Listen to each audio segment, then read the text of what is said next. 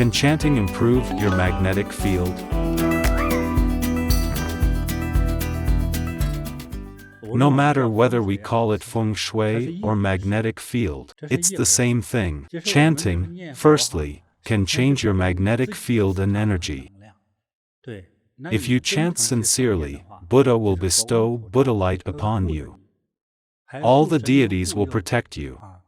Many people, when they're trying to sleep, they can't get a calm, peaceful rest. At least 1% of people experience being pressed by evil energy one or more times every month. You're aware of it, but you can't say anything. You have to struggle away from it. After that, your heart feels very uncomfortable. That's the pressure from the evil energy.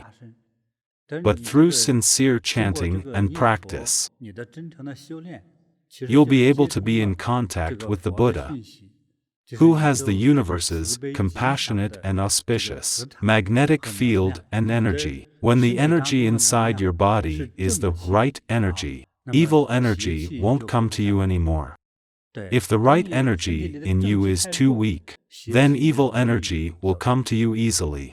It's like catching a cold. When your immunity is weak and you're tired, the ill energy or virus will attack you easily.